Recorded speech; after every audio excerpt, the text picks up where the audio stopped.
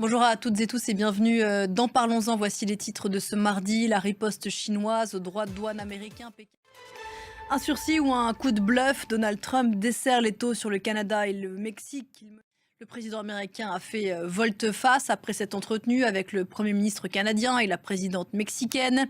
Il affirme qu'ils se sont engagés tous deux à renforcer les contrôles anti-drogue et anti-migrants illégaux à leurs frontières. Écoutez François Riouet à Montréal.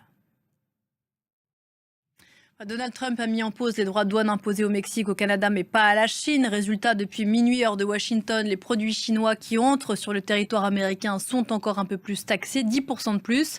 Pékin a dégainé à minuit, heure américaine, en utilisant la même arme, des droits de douane supplémentaires. Certains produits, comme les voitures américaines ou le pétrole brut, vont être taxés à 10% de plus dès lundi prochain.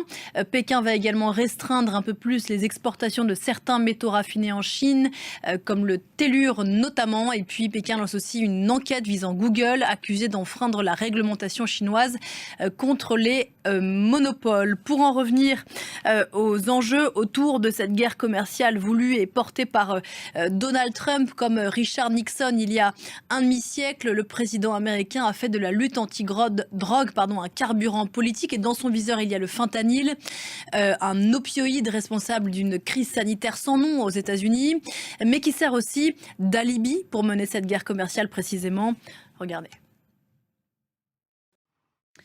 Donald Trump qui reçoit aujourd'hui son premier invité à la Maison-Blanche depuis qu'il y a fait son grand retour. Cet invité, c'est Benyamin Netanyahou, le Premier ministre israélien. Rencontre prévue à 22h heure de Paris. Il sera question bien sûr de la deuxième phase du cessez-le-feu entre Israël et le Hamas, dont les modalités se négocient en ce moment. Benyamin Netanyahou qui vient à Washington alors qu'Israël mène depuis le 21 janvier une vaste opération militaire. C'est l'une des images du jour, celle du départ de Serge Atlaoui d'Indonésie. C'est lui que vous allez voir sur ces images.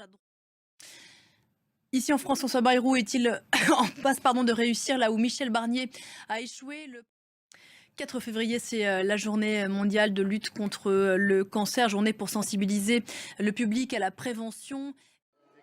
Et puis c'est l'un des visages les plus connus, je vous le disais, du cinéma français à l'étranger, Juliette Binoche. Et parlons-en continue juste après ça.